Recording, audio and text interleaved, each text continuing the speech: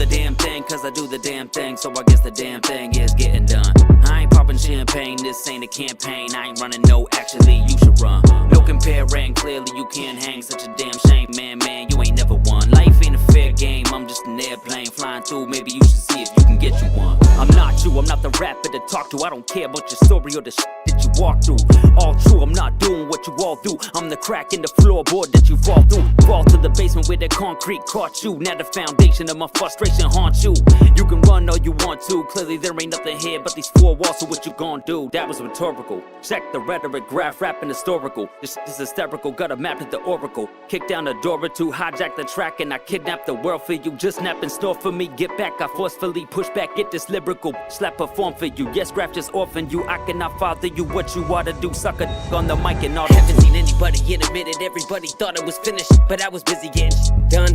Putting ducks in a row, man. You know how it goes. Careful where I put my nose, about to twist one. Clouds forming in the sky, pens and pencils about to rise. No lie, you can watch the flow eclipse, son. Not the largest, not the hardest, not the smartest, but when we talking targets, best believe I fucking miss none. Lyrics from servant, you call it lyrical servant. Two people stuck in the feelings, and I'm just coming to hurt a few. With these pages I'm burning through all the new shit I learned to do. I'm about to buy a tower, fuck your office and corner views. Here to do what I want, I don't need your approval. And I like my privacy, so fuck Alexa and Google. I'm just trying to nail my point like fingertips at a bugle. And the whole team gets a plate, no more oodles and noodles. I've been working on my craft, and we're stuck up in the past. And we're feeling like a trapped, yeah, it's time for me to make moves. Everyone has an agenda, January to December. It's a must, you remember, can't f with fake dudes. Keep my head up in the clouds, yeah, I'm walking through the cloud. Pockets thinking from the loud, I'ma skate through. I'ma be me, all that I can be. Cause no matter what you do, somebody gonna hate you. I came to do the damn thing, cause I do the damn thing. So I guess the damn thing is getting done. I ain't popping champagne, this ain't a campaign. I ain't running, no, actually you should run. No comparing, clearly you can't hang. Such a damn shame, man, you ain't never won. Life ain't a fair game, I'm just an airplane flying through. Maybe you should see if you can get you one.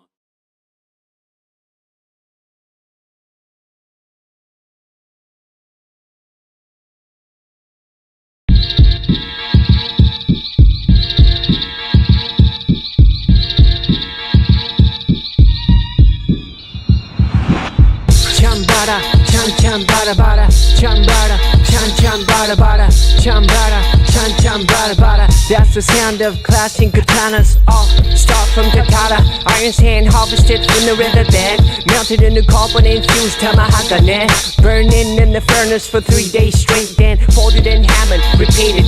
No impurity, sharpened with impunity. Cause if it ever touches your flesh, it peels on both sides of the edge. So clean it might heal if put back together right away. Unless you wanna bleed to the angle right ahead. Your wife and kid will wake up to a wrong type of morning.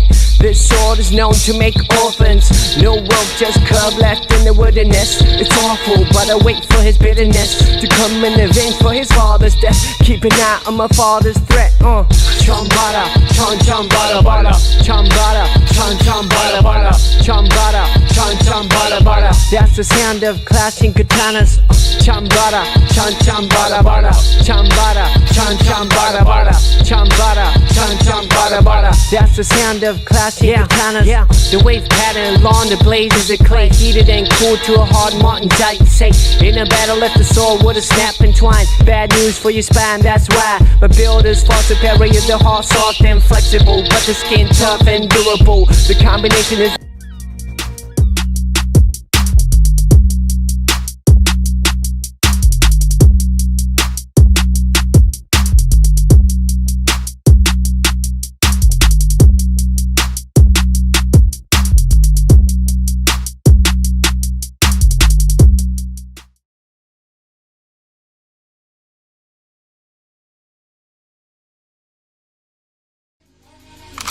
Maybach music.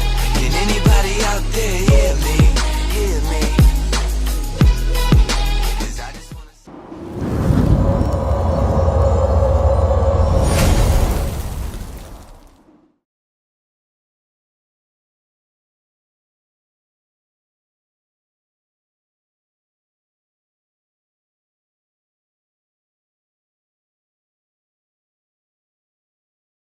On this team, we fight for that itch. On this team, we tear ourselves and everyone else around us to pieces for that itch. Coming in at 320 kilobytes per second, it's time for MattieC's Sports for you. and me. What the fuck is up? They ain't touching me for nothing. Gang shit is not my business. I ain't not the one to fuck with. Come on. Ooh, ooh. Oh, whoa. Oh, he's out. Whoa. At the ending of the round. What did I say? What did I say? I said in one punch it could change. I said in one punch it could change. Out cold. 247 pounds. Hits in the face. It doesn't matter how many land. Only one matters. And Hassan lands a clean left hook that puts him out. And the doctors are looking at him now. What a He's in barrage. bad shape. He's all right. He's all right. He's gaining consciousness. He'll be all right. He got dropped. Slipped. Hassan Graham 2-0 over Max Lombardo, and a vicious barrage. Throwing them together. Multiple punch combo. Yep. Landed a couple big ones. Let's see this Big replay. left hook. Ready? Watch Here comes this the left hook. flurry. Watch the hook. Boom, boom. Here it is. Left hook. Oh, there it that was. right hook What I was told you brutal. right there. Lead hook off the top. Outstanding. All right, everybody. MattieC Sports for you, and well, no, we're MattieC Sports now. I'm here with the guest who's always been around the MattieC Sports realm. He's always here, and almost about every fight he's chatted up with me. He's a good dude, and you know he's tearing up the MMA scene. And now going into the CES realm, we got Hassan, the bounty hunter Graham. How are you doing today, my man? I'm feeling great, man. Feeling great, you know. Excited to be back in the cage pretty soon. Now, this is your first time with CES. You're making your debut here against Alex Marro, which is the postmaster, but you're the bounty hunter. So you already took the mail and running with it. So so what kind of stuff do you know about this guy? So not really much, you know. I know he was 7-5 as an amateur, 1-0 as a pro. So he's been around the game. If we looking at numbers overall, he has the experience over me. I don't think he's fought for CES. So this is going to be both our debut, but it's a fight at the end of the day, you know, and you just got to go in there and let it all out. Any man that's willing to step in there has some type of skills and confidence. So just got to be prepared. So, I mean, we're going to go back. I'm sure every interview beforehand has talked about Max Lombardo and that devastating knockout that I was probably 2 feet behind the cage. So I was behind you when, well, no, if you were facing me, I was in front of you. So like, right. I just saw this and I was like, Hassan like just took this kid down. Like, yo, like, what was that like feeling? I know you just like, you look like you knocked him out, and then it was probably a little bit a while after, like, you're like, damn, like. Oh, yeah, you know, like I said before, when I'm in there, I'm in killer mode. So even as he's falling, I'm still swinging, and the accuracy was there, and it kept connecting.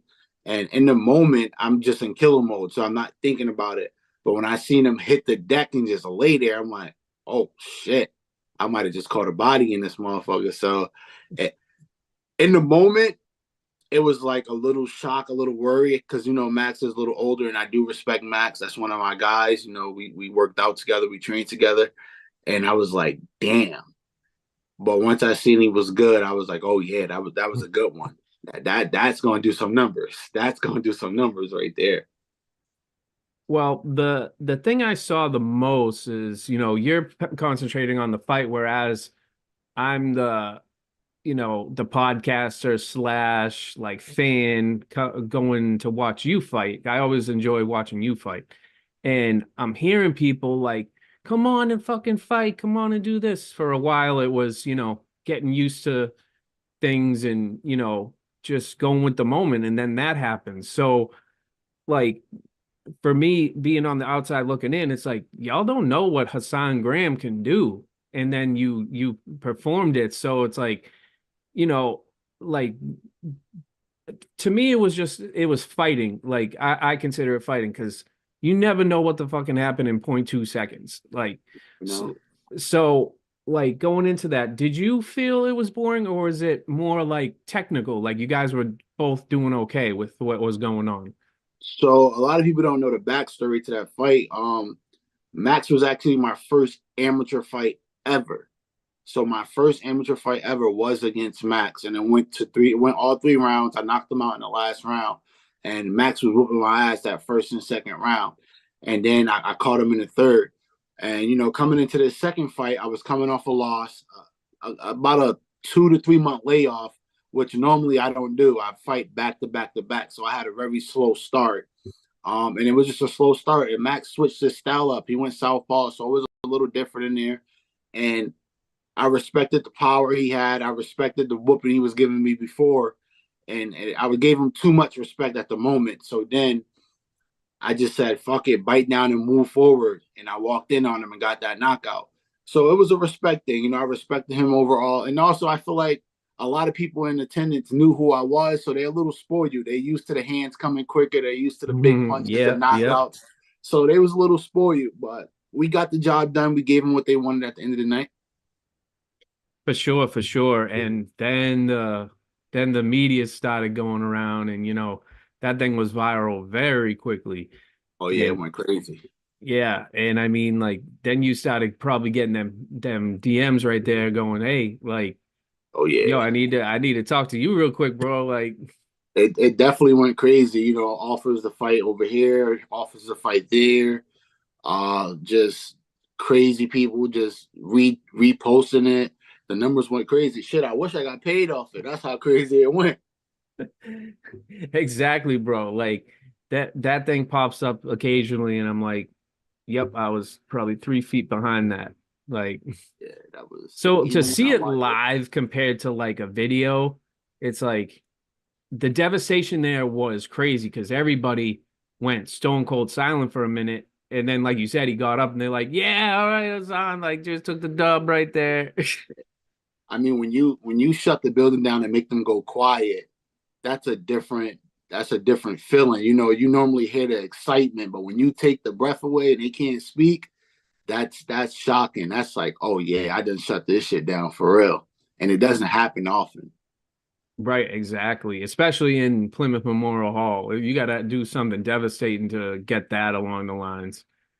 Oh yeah. And man, I did it. So hopefully we could repeat it again once I come back to the hall. Now, Alex has also fought Max, and he beat him in the first round, his last fight. Not his last fight, in what was it?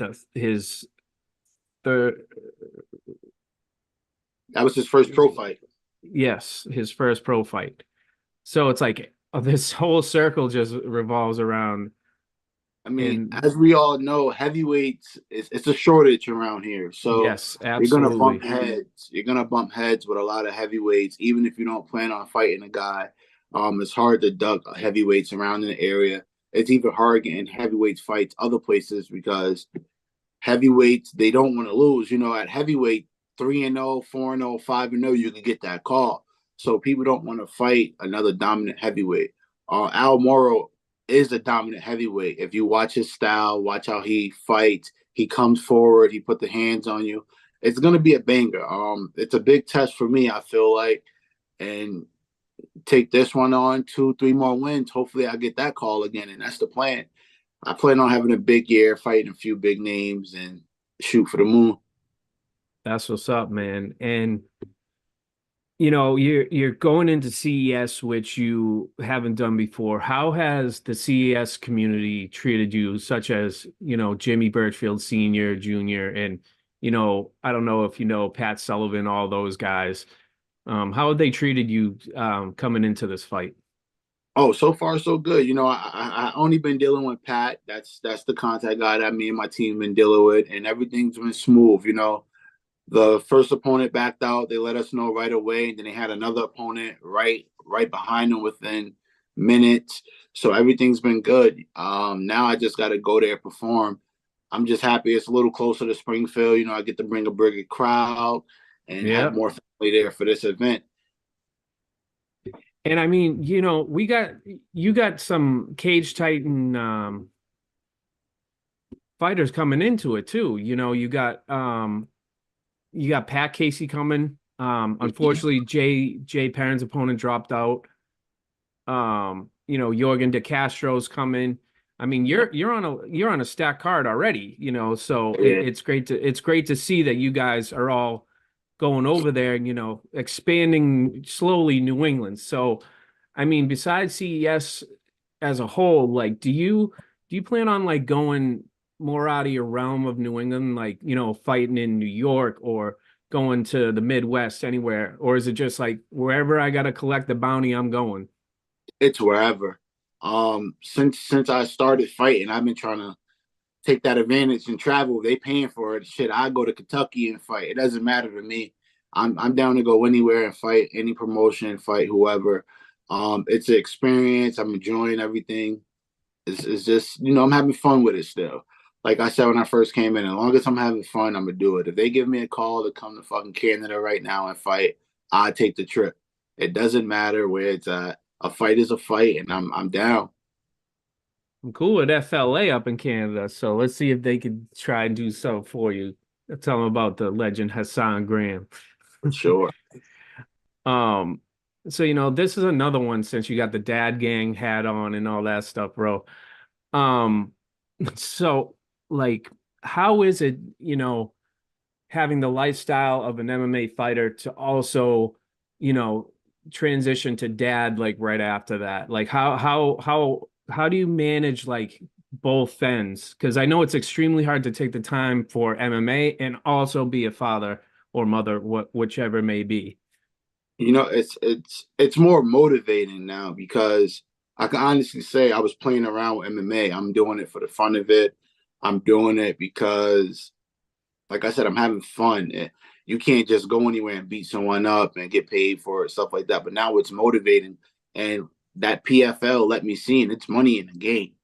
And just watching all these other guys around me go up to that level, I could do it. So now it's more motivating, and it's not for me anymore. Now it's for my little one. So I'm going to make a career out of it and make a big run with this. So the transition was definitely hard because there'll be times I'm at the gym training and then my mind's slipping, what my baby girl doing? And I want to go call her real quick. But there's a big goal at the end, and I'm going to put the work in to get there. I mean, she's always going to be here. MMA is not going to always be here. So I'm definitely putting the time in with her 100%, and I'm putting the time in at the gym 100%. But if it has to come down to it, I'd drop it all for her if I had to.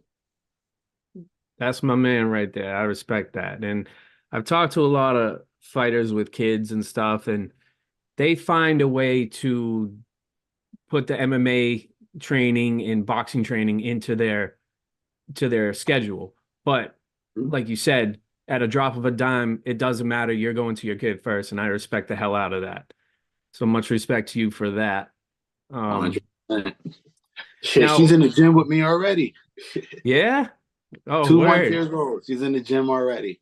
She watch fights on TV and everything. That's excellent, man. So yeah, are you gonna have the Hunter's headphones in for her to come watch you fight in CES? No, she won't be there. No, not too big of a crowd, too loud, too risky. She would not be in attendance. I don't plan on having her at any fights anytime soon. I feel you, man. I feel you. There's some crazies out there that'll bring their kids right to that fight at like 3 weeks old. Nah, trust me, I understand. I mean, I could honestly say one day I was training, we sparring, and I'm getting my ass whooped. And I went and took a break, and I just called my baby girl. She's sitting there smiling at me. And I was like, yo, she want me to go beat some ass. And I went back in the gym and started tearing it up. So it could be motivated. So I could see why people would bring their babies there. But I'm too protective right now, man. She's still too tiny, so not yet. Probably in a year or so. Bro, wait until kindergarten. Bro, like, I will tell a funny story that, my daughter, some boy in her class was like threw a crayon at her. So she got pissed and was like whipped a piece of paper and the kid cried. I'm like, a piece of paper compared to a crayon, like, bro. Right. I told her, I was like, you can't throw a crayon, but inside my mind, I'm like, yeah, you got what you deserve. Like, For but sure. it's funny because she knows some fighters here, she knows Peter Barrett, she knows Valdina and stuff. And I showed the video of you knocking backs out, and she's like, who's that? And I'm like, that's the bounty hunter. So it's like it's good that she's correlating like what fighting is, and I told her the difference between like self-defense and discipline compared to like I'm just gonna beat the shit out of somebody. Right. I mean, this my first child. I'm real protective and definitely want her to learn how to fight, even if she don't, step into the octagon, step into the MMA world. But she will be in the gym training with me when the time comes to it. And if she beats someone up, she beats someone up. I'm gonna let the first two, I'm gonna let them slide. After that, we're gonna have to talk. But she gotta let the class know. Don't mess with me. I got these hands and they work. So the first two beat downs, I'm gonna let slide. After that, we're gonna have a conversation. I don't think the other parents at the parent teacher conference don't want to go say what's up to you. Nah. So again, Hassan, like for this year, I told people this, like, fuck resolutions. There ain't no such thing. It's goals. It's all that shit. Like, you know what I mean? So it's like for you, like, is there a range of fights you wanna try to get in 24, like 4 to 5 or 3 to 5, something like that? I definitely got a 5-fight goal. I want to have 5 fights this year. I wanted to fight in the beginning of this year. I wanted to fight right in the beginning of this year, but that fight I had set up fell through. Everything fell through, so it didn't happen. But I'm definitely shooting for 5 fights, 5 wins, and hopefully a big call. And hopefully I don't even get to that 5th fight. Hopefully that 5th fight is on a big promotion, PFL, UFC, something. Fuck FLA. Bellator's not even around anymore, but hopefully that 5th fight comes on a big promotion and I actually go there this time and perform and stick around. Now I know that the PFL thing was it was tough for you, because it was your first loss and stuff. But were you more humbled after that? Like, some people, like, when they get that, they're like, they either decide like this is the time, like this is too much for me. I lost my that means I don't want to fight anymore. But like, what was it like after the fight? You know what I mean? Like, how did you? I know it's disappointing when you lose, but like, was it motivation for you to? Honestly, the loss wasn't even disappointing to me. The whole experience overall was a great experience. And I know why I lost. I understood why I lost. Like I said before, shout out to my opponent. He did exactly what he was supposed to do. He whooped my ass. But mentally, I did not get out of my own way. I wasn't prepared. The lights was too bright. The stage was too big. And that's really what happened. If you think about it, that was my second pro fight. And I only had 4 amateur fights before that. So I'm only 6 fights in. Or 5 fights in, and I'm already fighting at the PFL. So the moment was so big, and I didn't understand the moment until I was actually walking out. And as I'm walking out, I just shit the bed. Like everything just. So shout out to my opponent. He did exactly what he had to do. I just couldn't perform. I shit the bed. I froze. First time ever, froze, and that's what happened. So definitely wasn't disappointed about that. I'm actually happy it happened early in my career because now I feel like I still got a chance. I'm 2-1 as a pro. I took an L early. I learned. I've been at a big stage. I'm backstage getting my hands back. Frank Mir come talking to me. Vitor Veltor talking to me. So I experienced that early in my career. So now I'm ready. Now I understand when I get in these big moments in big arenas, I gotta just stay in my zone, keep my head clear, and do what I gotta do. I got sidetracked it big time, and I let it all slip. So, as far as humbling, I wasn't. I don't feel like I was like, what's the word I'm looking for? I don't feel like I'm a show off, anything like that, or anything crazy to get humbled. So it wasn't humbling. It opened my eyes to the big stage. That's what it really did. It was just an eye opener. So I wasn't humbled. My eyes did get opened. I realized like step my game up in competition, and you have to be prepared because it's levels. Like when you go to Cage Titans, it's a dope experience. Everything's laid out for you. They guide you through everything. It's all love. You back there with the fighters. When I'm at the PFL, it was the same thing, but everyone there is a big dog. Everyone and there's bigger dogs than the big dogs there. You're back there. You got remember the fight took place at Orlando Studios, so we're Universal. outside. That's right. That's right.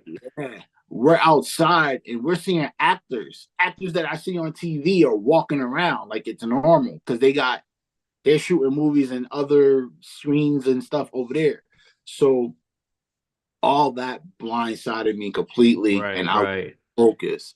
So that taught me a valuable lesson of being focused. So that's what the PFL did for me. It taught me how to be focused, stay on track, and like I said, it was a great experience. That ass whooping did not hurt me at all.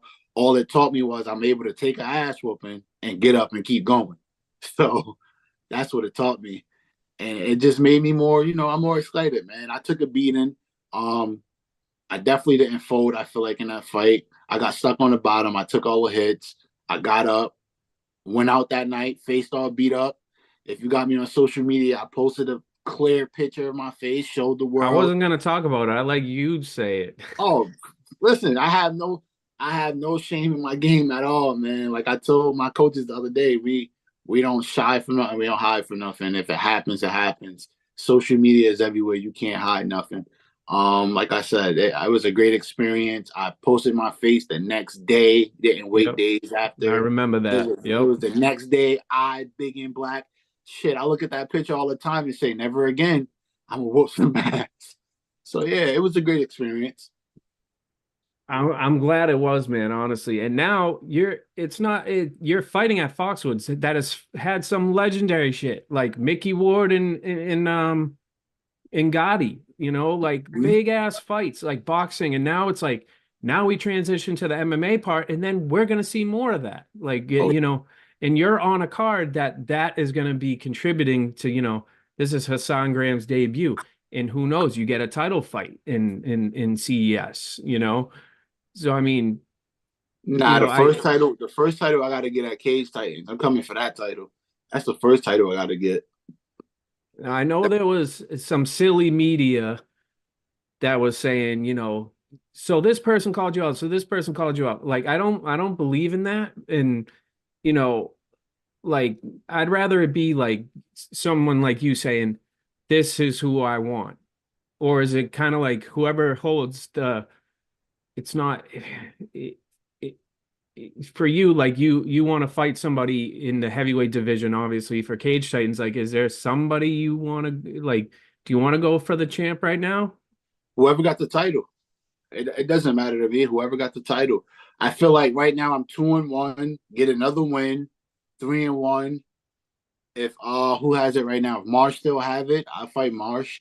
If Marsh don't fight it, I'll fight someone else for it. I mean, me and Ross train together. Me and Ross is cool. I already said that. I won't fight Ross for the title. That's a training partner of mine. But if Marsh still has the belt, then I get it on with him. If not, I'll fight someone else at Cage Titans. Like I said, Cage Titans is home base, man. I'm always gonna come back there and get a fight in. I feel like every time I come there, I perform, I put on the show. So if I do make it to 3-1, 4-1, title shot should be there. Yeah, I mean, I haven't. Well, no, I think somebody else has got to you now from the music standpoint, where you had your friend perform for you walking out, and that was pretty cool right there. So you started a trend. I believe Earthquake Aaron Trishelle did too, if I remember. I don't know. Shout out to Earthquake though. That dude is entertaining. I fuck with him. Oh my God, me too, man. And he's a Louisiana man. So if me and him talk about Louisiana, we talk about the food and all that shit. Like he's a cool dude. And he's fighting Cage Titans too. Shout out to you, Aaron Trishelle, Earthquake. So yeah, man. I mean, is there anything else that you want to take out of this year, like besides MMA? I don't know, man. I'm just enjoying the year so far. I'm gonna have my daughter. That's it. Have a big year with her, and enjoy every moment. Find a new job. That's it. Probably start a business. It's about time I do something. Well, you're doing good at your side business. I think so. Yeah.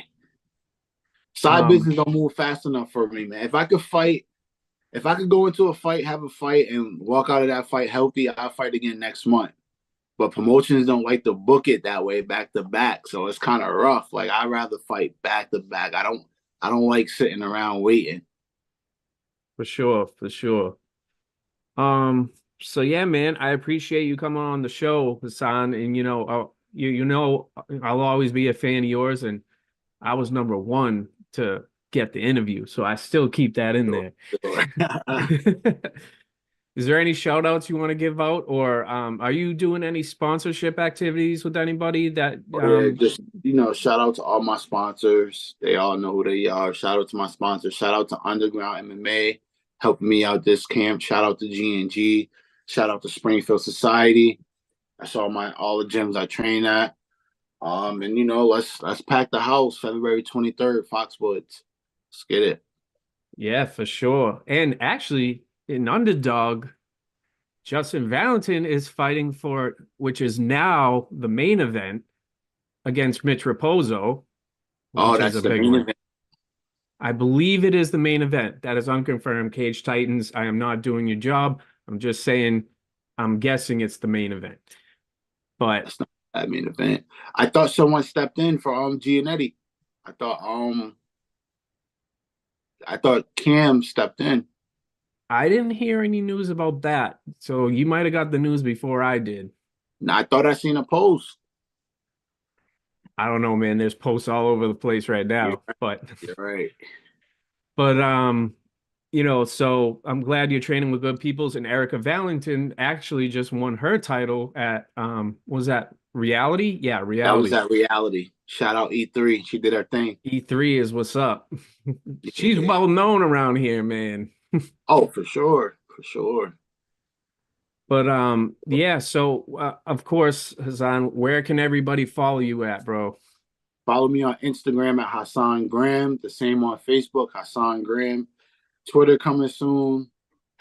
TikTok.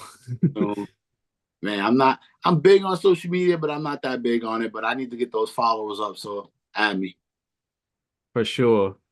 So everybody, again, I'd like to thank Hassan Graham for joining the show as always. I hope everything works out with your fights, and of course, like taking care of that baby girl of yours, because I'm a protective dad too, so I know what's up. But thank you again, and everybody, Hassan Graham, go check him out and go see him at Foxwoods next month. He's going for a bounty tomorrow next month. So everybody, this is MattieC Sports. Good night, Sadie, and everybody have a good night. Thanks for watching MattieC Sports. Follow MattieC Sports on Facebook, Instagram, and YouTube. Also follow Matt Cameron 23 on X. What the fuck is up? They ain't touching me for nothing. Gang shit is not my business. I ain't not the one to fuck with. I bring the flow with lyrical stamina, rapping a million miles. One point I'm an animal, then I'm a cannibal, taking my pick and I pounce. MattieC Sports is a co-Sinista1 production.